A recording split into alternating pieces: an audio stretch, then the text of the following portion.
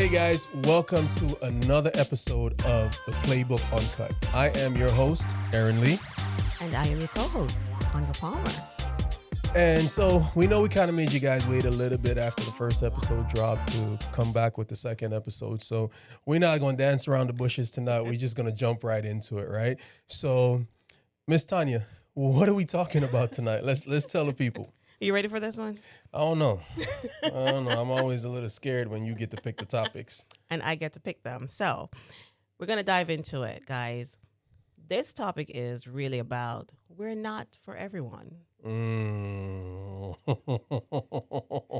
we're going to tell you why. And we're actually cool with that. We're actually okay that we're not for everyone. Oh, my God. I want to see where you're going to go with this. What do you mean we're not for everyone? But let me ask you this. As much as, when the realtors or partners bring the buyers to us, all right? And the buyers are vetting you. They're vetting you. Yep. Do you vet your buyers? Hell yeah. To see if you're a right fit for them? Hell yeah. And anybody who says they don't, they full of crap. Look, the reality of the situation is that in this business, a people business, right? Yeah. And personalities matter. They right? do. And someone who may make a connection with me, they may not like you. And vice versa. They might love you and hate my guts.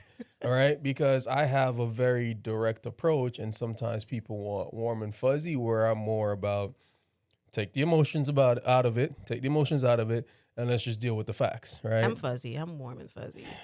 That's a different topic. This is a family show, okay? We're not talking about that. But yeah, so you definitely want to vet the client and make sure that this is somebody that you're going to have a good working relationship with. Same goes for the agent too. You want to make sure, not every agent that comes and says, hey, I want to work with you is an agent that you want to work with too, right? So it might sound weird that a lender is saying not every agent you want to work with, but let me just put that in context, right? Everybody has their...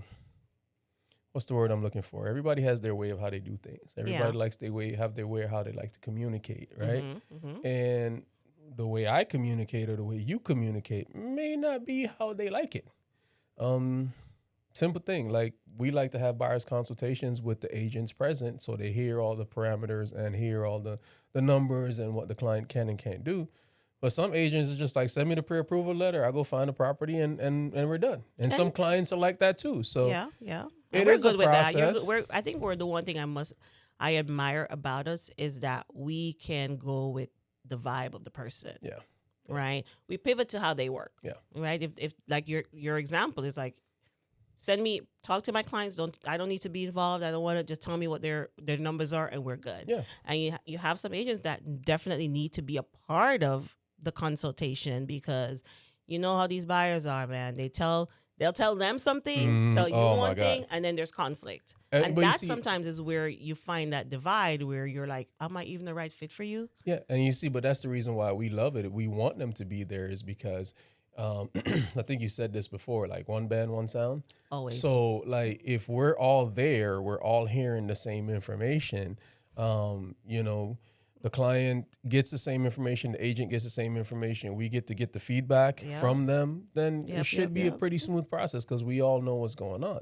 Yeah. But on that same token, though, like in that vetting process, right?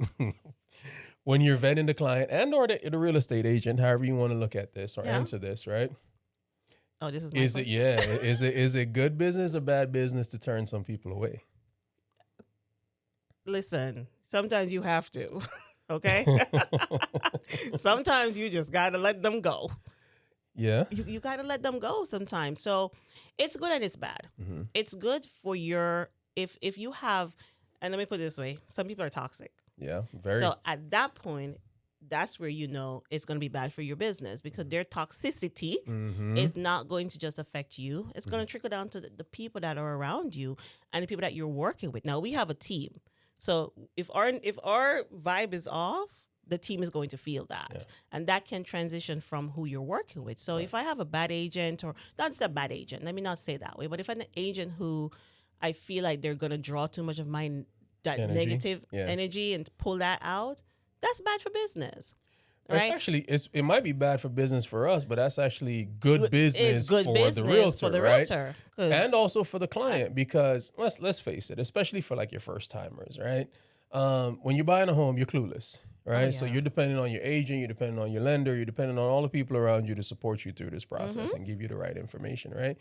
But if you guys can't have a conversation and it doesn't get tense, It you it doesn't you can't- you- benefit. it doesn't benefit the buyer. So what's going to happen is both us as the lender, we're going to lose that client, and that realtor is going to lose that client too, because Yeah. you know it's you're kind of guilty by association. I hate to say it that way, but you're guilty by association. Yeah. So if it becomes very toxic or it gets very tense in the conversations, it's probably better for you, your business, and your reputation to just say, hey, Mr. Agent, Mrs. Agent, look, this ain't working out with this particular client, and here's the reason why.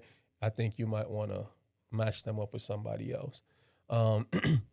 Because you don't want that client, a referral partner of yours, to Yeah. lose a client over you. And I tell all my agents that, if the situation is not working out for whatever the reason, whether the client don't like our numbers, they don't like how we look, they don't like how we talk, whatever the case is, don't lose that client over us. Yeah, absolutely. But- do not do that. But think about us on the next one.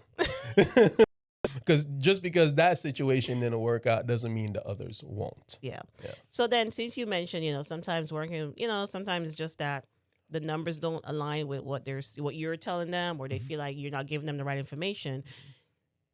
I kind of know your answer, or what you're going to say to this, but is it more important to have the rate or the relationship? Oh, for me, the relationship all day long. Absolutely, right? All day long. I mean, look, a rate to me is like a temporary thing. A rate is like a car. You're not going to have one car unless it's like something really special. You're not going to have that car for 20, 30 years, right? Most people keep a car 3, 4, 5 years. I think you should think about your rate in the same way, because the market tends to change in about that same cycle, right? Every 3 to 5 years, you have a significant shift in the market. Now, guys, I want you to hear me. I don't mean we're going to go from 6% rates back to 2% rates, right? Please don't take that. But you probably go from in the next couple of years, we might easily see from a 6 to we have a period where we're 4.5%, 5%. That's a shift. Oh, So that would be nice. at that point, it's a good time to refinance, but you still have that house, right? Yes. And I still have built that relationship with that client, with that agent, to where when that time comes, I'm now their top of mind. I'm their first phone call to help them. So the rate to me is the least of the equation, right? And I know you always say this, marry the house, date the rate, right?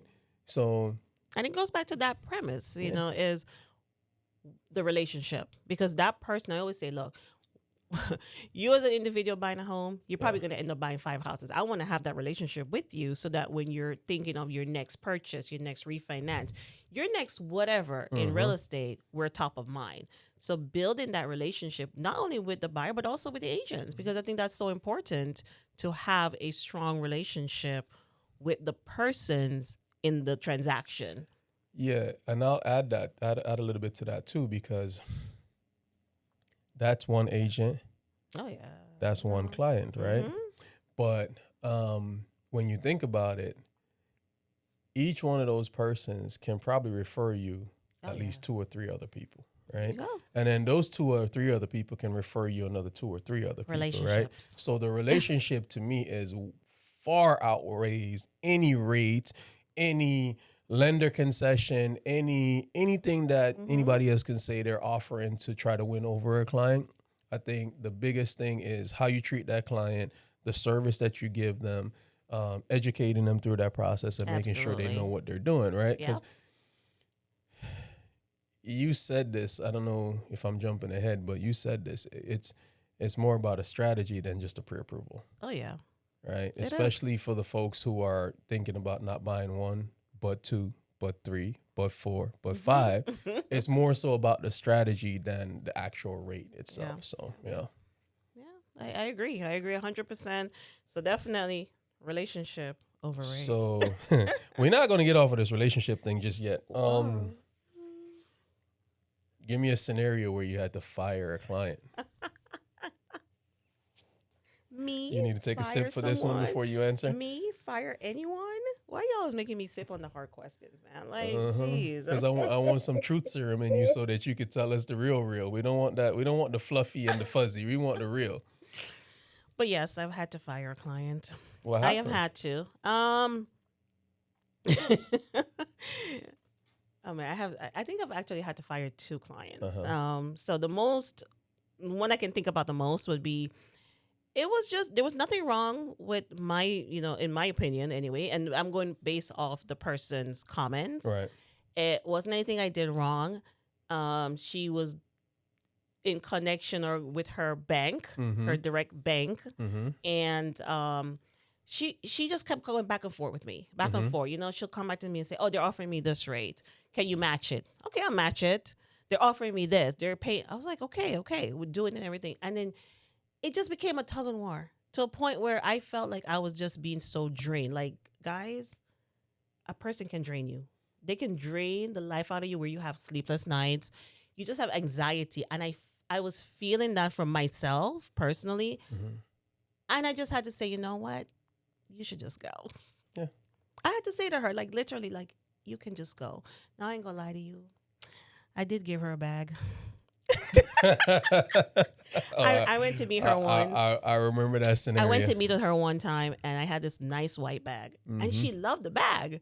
And she's like, she kept saying it. Even somebody keeps saying it because they really want you to probably give them the bag. And she just kept saying she liked my bag. She liked my bag. I emptied the contents out of my bag and gave it to her. On top of everything else I was doing. And she still went with the bank. Again, it came down to I had to let her go. Yeah. No, I got you. I literally pushed her at that moment. I was like, go. Like, we're not going to do this. And then the other one I had, she was just very nasty. It was a very nasty person. Yeah. And it was just like, I'm not going to work with you. And she took that, oh my gosh, like to a whole nother level. I got the worst curse words and cursed out. But then that also proved to me you're definitely not the person that I want to work with. So it was a matter of just saying, you know what? I am stepping away from this. You and I are not a great fit. And that's okay. Yeah. I mean, I've been there. I've had that too. I think I've even had it with agents where I've had to say, hey, look,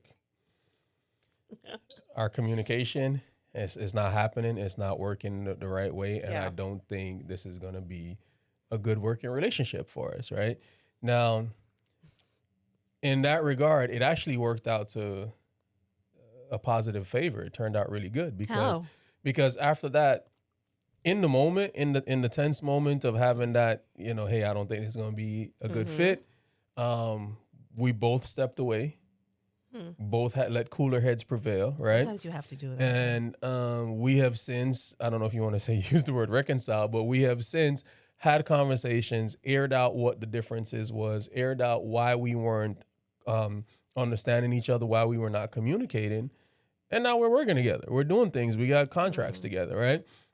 And so I think the fact of just being honest and just being straightforward of like, look, we're all human beings. We all have emotions. We all have, can I say shit? We all have shit in our lives that we deal with that sometimes spill over into our professional lives. Because at the end of the day, we're still human, right? Yeah. So that day, I could have been having a bad day. She could have been having a bad day. I don't know what it was, but the conversation got to a point where I had to say, okay, listen, I don't think it's going to work out. We walked away, and then we came back a couple of days later. We talked it out, and everything is good. So sometimes situations are just not for you, and that's okay. And that's okay. And we're cool with that. That's gotta be okay. We're cool with that. We're cool with that. Listen, look, there's some other things that I think is important to talk about when we talk about we're not for everyone. And sometimes I know like as the lender, right? We can tell a person, you're just not ready to buy. It's a hard truth, but it's a truth. Right? Like some people should not be buying. They need to be strategizing. They need to be coming up with a plan versus trying to say, okay, I'm going to buy. Because it's not just, as I always say, buying a home is not it's emotional, but it's also financial. Yeah. you have to be prepared for this responsibility that you're diving into. This is no joke. This is not a plaything. This is serious business. My thing is always like, take the emotions out of it, take the person out of it, take the people out of it, and let's just focus on, let's do the math, right? Yes. What does the math say?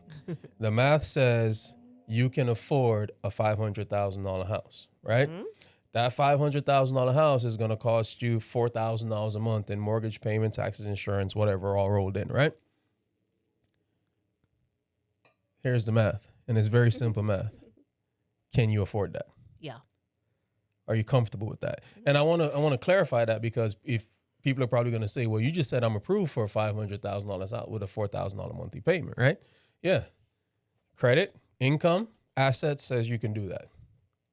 Okay. But what does your lifestyle say? Exactly. Right? That's the key. I don't know your lifestyle, right? People miss that part. I don't know your lifestyle. I don't know if you spend the $500 every weekend to get your hair done. I don't know if you take care of grandma or grandpa and help them with their groceries or different things like that, right? I don't know if you have a fur baby that you pay daycare or sit-in expenses for, right? We don't know that. We're looking at what's on your credit report, what your income says, and how much money you show us that you have. Correct. From that picture, that's a very, very limited purview of what a person can and can't do, because it's that's all we're focused on. We don't know the extras. The outer stuff. We don't know the life, right? We don't know the life. So while we may say you're good at 500 with 4,000 a month, you now have to come back and say, hold on, Tanya, pump the brakes. I know you say I'm good for that, but realistically, my lifestyle would allow me, or my budget, my real life budget would allow me to do 3,500. And that's okay. We tailor that. You tailor your numbers to that. Now we tell you what that would allow you to purchase. And then we pass that information on to your realtor, so your realtor can go out there and try to find you a home to match that particular set of numbers or budget, right? So it's a communication. It's a fluid process. It is. It really is. And that's why I say not everyone is ready to buy. Some people need a pre-approval. They don't need a pre-approval. They actually need a plan. So let me ask you this question on that same thought, right? Let's piggyback on that a little bit. So, love my agents, love them all dearly, right? And a lot of them are they're certainly grasping and learning and getting better at it, right? But especially for like our new agents, just talk to the new agents who may not have been around the block yet; they're not seasoned. So everybody that comes to them and say, "Hey, yeah, oh, you're a realtor, I want to buy a house." What would you say to a realtor in a situation like that? Like, how should they respond to that client to kind of gauge whether they're truly ready or not? And this is agents need to read the room, right? Read the room, read your clients, read your prospects. They're coming to you, and everybody, of course, it's the dream to own a home. We would love for everybody to just be able to own a home. But we got to vet them too, right? There's some, you can ask the basic questions. Okay, that's great. You want to get you in that home ownership. But how's your credit? Right? It's a simple question. If the person outrightly says, I don't know what my credit is, I haven't checked it in 5 years, red flag. Yeah. It's a red flag. And the red flag is because they are telling you in that moment, they have no idea. Right? But a person who has an idea of how their credit, everybody knows how your credit is. What's that word you used earlier? Yeah, everybody knows. Strategy. Everybody knows what their credit is. Oh, yeah. You have an idea. If they're telling you they have no idea, red flag. Yep. Right? Okay, how much are you making? What is your income? Right? And how much funds are you working with? If those are very inconsistent, or you're getting I don't know how much I have, or I don't have any money. That's a very common one. I don't have any money. Or how much do I need? Or how much do I need? Right? That's the popular one. Or I just don't have it. Yeah. Then how are you trying to buy a whole house? Right. Let's be serious, right? I know there are programs out there that can give assistance. And you hear the word assistance, Keyword. Right? But everybody feels like, or they feel like, oh, there's programs out there, then they're going to cover and make me buy this $400,000 home. Where's your skin in the game? Yeah. Do you truly want to just have everything paid for? It's great, but they don't understand what that means or what that comes with, right? If you get down payment assistance or any form of assistance that covers the entire home, imagine your payment. Yeah. So again, you got to listen for the keywords, but you have to ask. So as a new agent, ask the questions. How is the credit? How is the income? How much funds are you working with? It's important because it's going to save you time, and you also know how you want to bring that person to your lender. Yeah. Whomever you're working with, hopefully you're working with us, but how are you going to bring that person into there? Right. How are you going to make that person say, okay, let's have a conversation?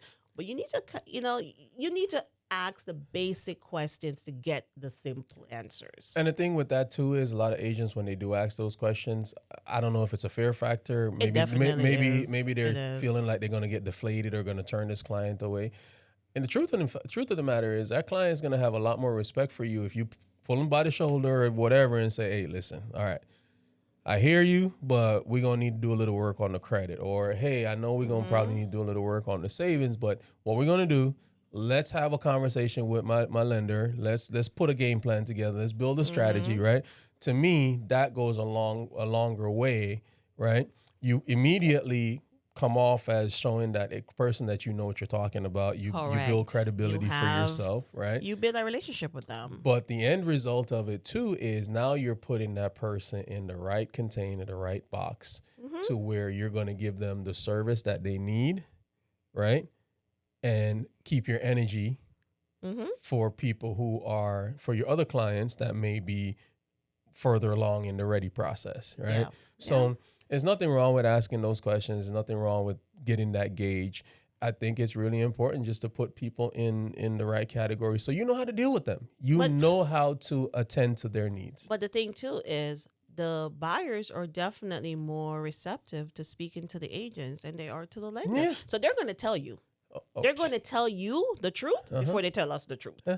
So you need to take advantage of the fact that you have that leverage with them and get the information from them, right? But you also have to know, really, like I said earlier, is knowing where to place them, right? Again, you're not going to be able to please everybody. Not everybody you come across is going to be able to say you want to buy them a home. That's okay. Not everybody's for you, and that's okay. And that's really okay. As long as you're willing to accept that, you'll be okay, right? Because the next one and the next one will be for you. Yeah. But don't try to figure you want to take on everybody that comes and says they want to buy a home. Ask the important questions. It gets you so much further. So on that same thought, right? Speak to the client side of it now. We kind of talked to the agents. So speak to the client side of it, great. right? What's one thing that someone needs to get right before considering buying? One thing? Just one. Just one? Yeah. Oh my gosh. Pick your top. Oh my All right, gosh. I give you two. All right. I give you two. Other than your mindset, other than really knowing, you know what? I really want to do this. Okay. Right? Go check your credit. Right. Go check your credit. But no, guys, seriously. Knowing your finances, right? Knowing your finances, like that is so important because homeownership is, like I said earlier, it's no joke. Like you are taking on this responsibility. So you want to make sure that you're in a position that you can afford, or you're going to be able to get ready to afford this home that you want to purchase. Don't just say, okay, well, my mom has a mortgage. My mom has a mortgage and her mortgage payment is $2,000. I'm going to get the same thing. How long ago did your mom own their home? So we have to be realistic. We have to be practical. So knowing where your finances are is going to play a big role. Yeah. Right? And when your mindset is just mentally telling yourself, like, okay, if I want to do this, there's nothing wrong with setting yourself up. Try to get prepared. See where you are. Sit down. Make a plan to take on this mortgage and do it the right way. 159% agree, right? Because don't get me wrong, buying a home is a sentimental thing, right? Especially for your first time. It's very sentimental, right? Yes.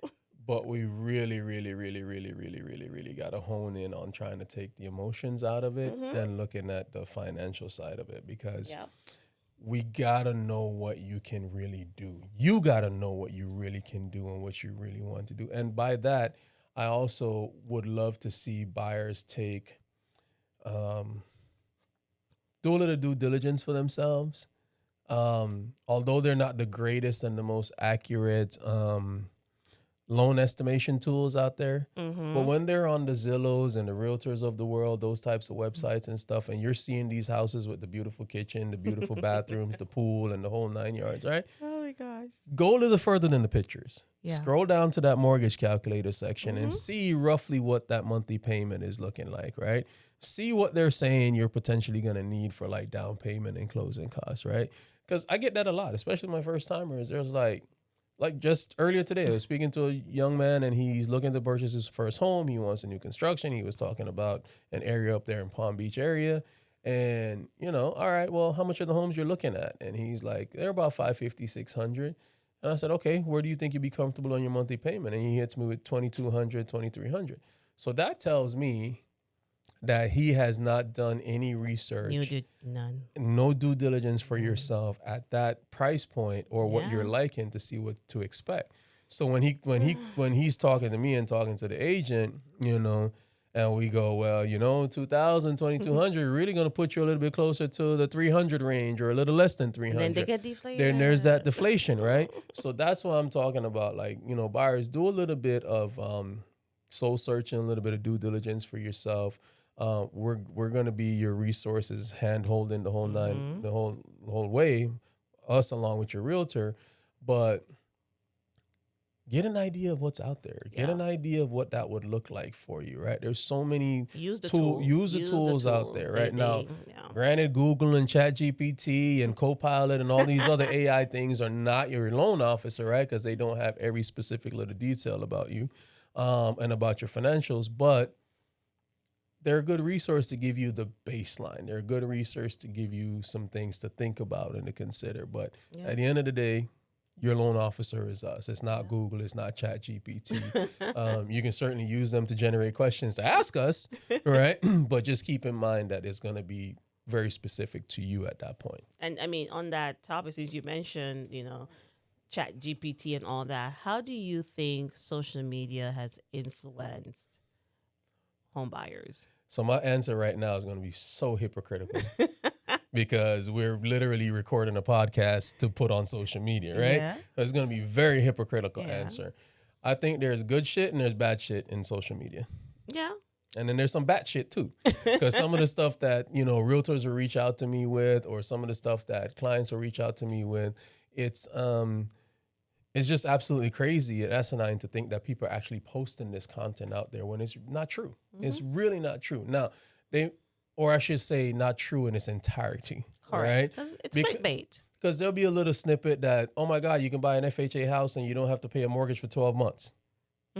Well, you forgot to mention the part that the house has to be under renovation for those 12 months. And as soon as the renovation ends, your payment starts, right? Clickbait. So clickbait, right? Yeah. Can you avoid a payment for 12 months? Sure. But there are certain circumstances that lead up to that. And that's why I say there's bad things and there's bad shit things out there. And there's also good things because there's podcasts like ours out there that gives the truth, gives the facts. Then there's others. There's other loan officers, lenders out there that give the reality. There's other realtors that give the reality, right? So, you know what it is? They don't know. I think the buyers, they don't know what to believe. They don't know what to believe. They don't know what to believe. So it's hard for them to say, okay, well, how do I know what's this is good true and that's bad? You know, so I get also where the buyers will come from is that they're using social media to get the information, and they're hoping that the information that they're getting is like when you post, or agents, whomever will post, buy this home, down payment $10,000. Yeah, down payment, no mention of a closing cost. Correct, but you see, the buyer feels like, oh, I only need that to buy this home because there's nothing else there. But then when they call and they go, okay, but there's also your closing costs, which is gonna be about the same as, oh, so now I need 30 grand to buy this house. Yeah. Yes.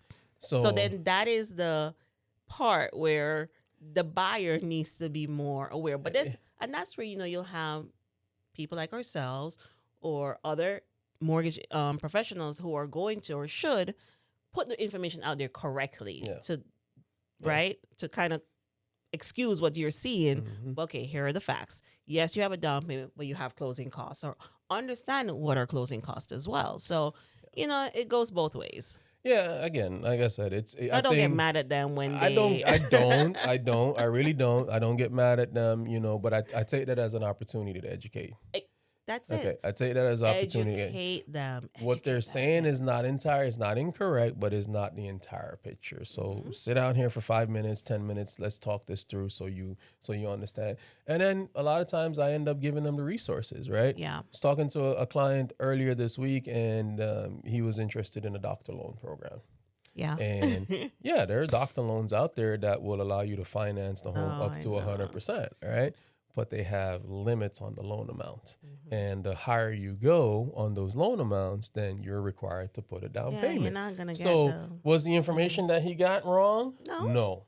But for his particular situation, his terms, his conditions were going to be a little bit different based on the price point that he was looking at. So, you know, if anything for our buyers to take away, for our realtors to take away is be mindful of social media, use it as a tool to trigger a thought. Yes. And then to do a little bit more investigation on what's the real behind this.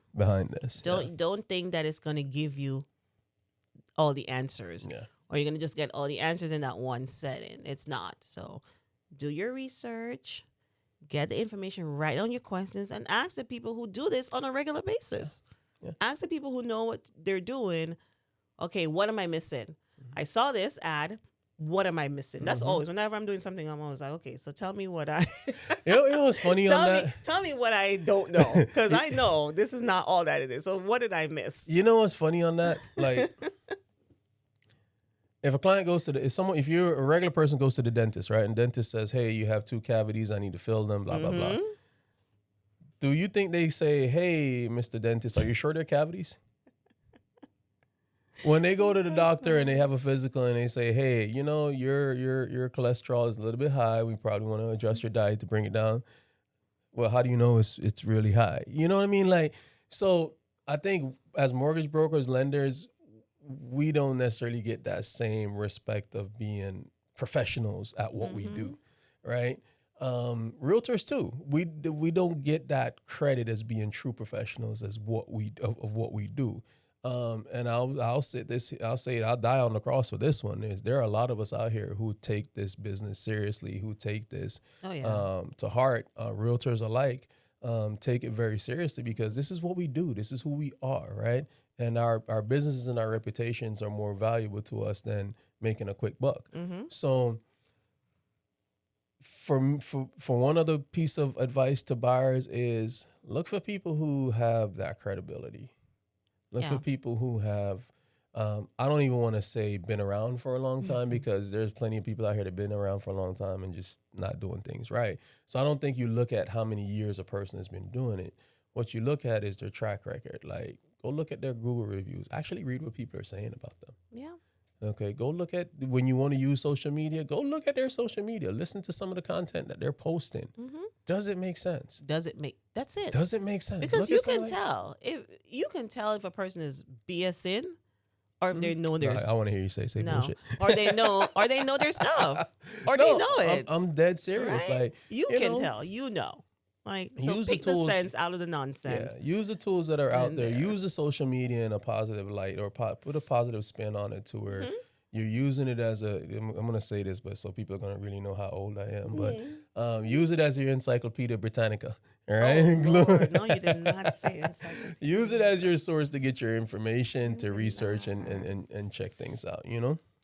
And guys, and this is why I say, this is why we say, we're not for everyone, but it's not a bad thing because we're always going to be honest with you. We're going to tell you the real. We're going to give it to you. And if that's not something that you can hang with, we're cool. If we're not for you, it's okay. It's okay. No harm, no foul, right? Because at the end of the day, we want you to be successful with your home ownership process. Oh my gosh, yes. We want you to be happy with your process. We don't, or your purchase, I should say.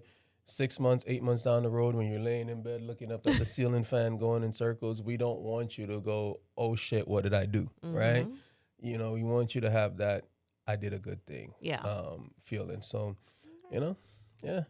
And I think on that note, I think we're going to get out of here. Guys, just remember. Let's go. We're here for everybody, but we're not for everyone. Please, please, please, if you liked any of the content in this episode today, please like us. share us, subscribe to our channel on YouTube, and stay tuned for the next topic. Yeah.